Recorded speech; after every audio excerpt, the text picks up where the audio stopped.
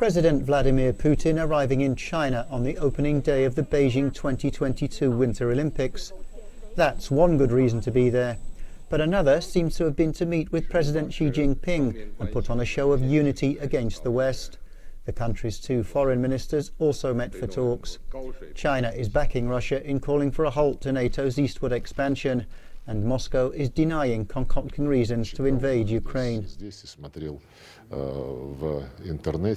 I read some statements by the US State Department that Russia is preparing fake videos showing an alleged attack by Ukrainian troops on Donbass. Well, I don't know the delusional nature of this kind of fabrication, and there are more and more of them every day. It's obvious to any more or less experienced political scientist.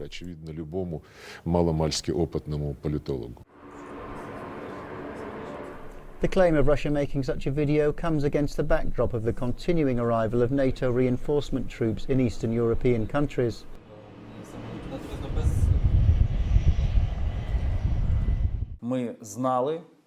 We knew from the US that such information, reports of preparing fake videos, would be released.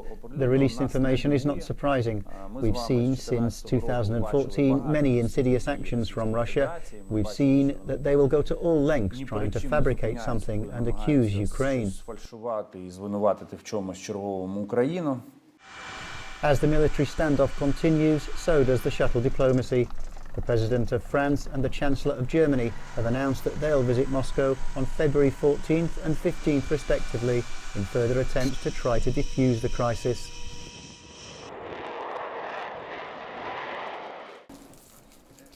Between diplomacy and sanctions, Europe is preparing its response to a potential Russian incursion in Ukraine. Euronews spoke to Commission President Ursula von der Leyen as tensions simmer on the bloc's eastern borders. We see no sign of de-escalation. In the contrary, we see that both Russia and now the United States are amassing more troops on both sides. So, you see that diplomacy has failed and now Europe is spiraling towards a real war? We should never give up to work on diplomacy because as Russia has created this crisis, we do everything for diplomacy and dialogue to be successful, but we are very clear also that in case that there's any further military aggression of Russia against Ukraine, that this will have severe consequences and massive costs for Russia. And we have prepared a robust and very comprehensive package of sanctions. Can you tell us more about this package of sanctions? It would limit the access of Russia to the financial markets of the European Union, and it would limit Russia's access to crucial goods and technology it needs, and that cannot be easily supplied and replaced. And therefore, it must be in the interest of Russia to de-escalate. But can Europe really afford to impose sanctions that could put its energy supplies at risk? Indeed, this would be a severe situation, but we have done our homework and we are working intensively of preventing and being prepared for such a situation. I've created a partnership for energy security with President Biden. Next week there will be a summit on this energy security, and of course we have spoken to many different LNG suppliers worldwide who are very interested in going into the gap that Russia would leave. Finally, I would like to ask you about the EU as a bloc, because we see individual member states taking their own initiatives. For example, the Hungarian Prime Minister visited Moscow and President Putin and publicly described Russian demands as reasonable and sanctions as pointless. So, what is the leverage that the EU as a bloc has in this stage, in this global crisis? There is unity and very strong alignment within the European Union. And what Hungary is concerned so far, they always supported the sanctions against Russia. And they have so far announced that, of course, they will keep the unity with the European Union if it is necessary to act. Okay, President, thank you very much for this interview. Thank you. The United States has denounced the latest ballistic missile launch by North Korea at a UN security meeting held on Friday. Pyongyang performed its biggest missile test in more than 4 years.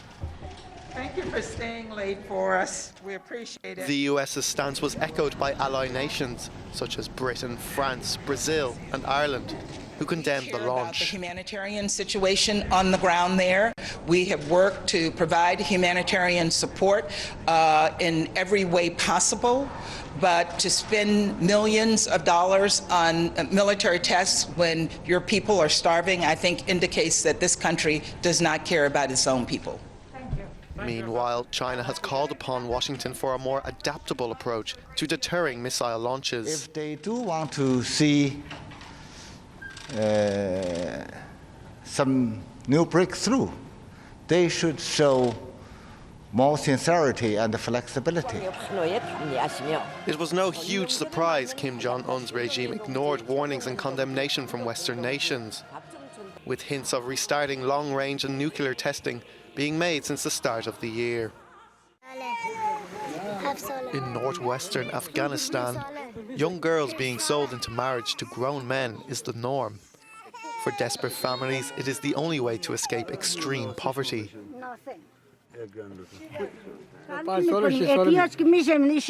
When we don't have anything to eat, then we sell them.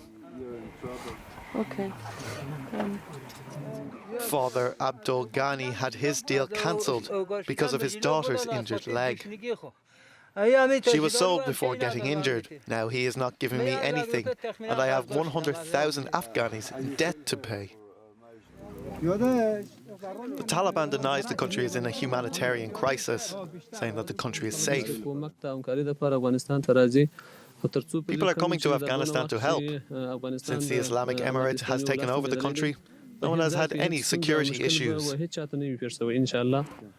90% of the Afghanistan population are dependent on aid from the UN and other humanitarian organisations, with 3 million people being displaced in their own country.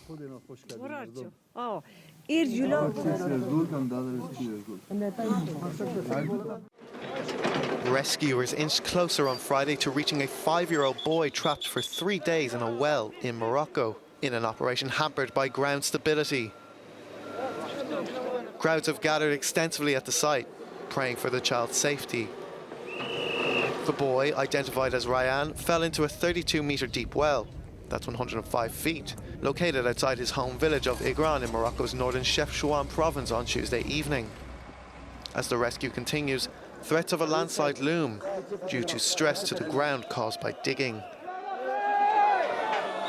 Search crews first used 5 bulldozers to dig vertically downward to a depth of more than 31 metres, according to Morocco's official MAP news agency.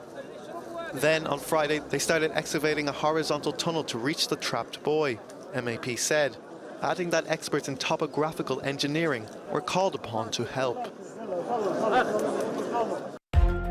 Turkey's Justice Minister said a fire broke out at an Istanbul prison on Friday, leaving 20 inmates and 1 prison warden hospitalised for smoke inhalation. There was no information on the cause of the blaze. Prison inmates in Turkey have set mattresses and other bedding alight in the past to protest detention conditions. Justice Minister Bekir Bozdağ said on Twitter that none of those hospitalised were in serious condition. A small plane carrying tourists crashed near the ancient Nazca lines in Peru, killing 7 people, according to the Transport Ministry. Rescue workers arrived at the scene, only to find what remained. Local police added that the deceased included 3 Dutch tourists, 2 Chilean tourists, and 2 Peruvian members of the crew.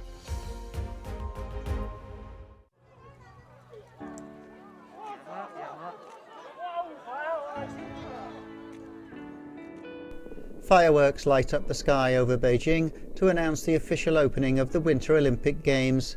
The event is marked by strict prevention measures due to the COVID-19 pandemic and the diplomatic boycott promoted by the United States in response to alleged human rights abuses in China.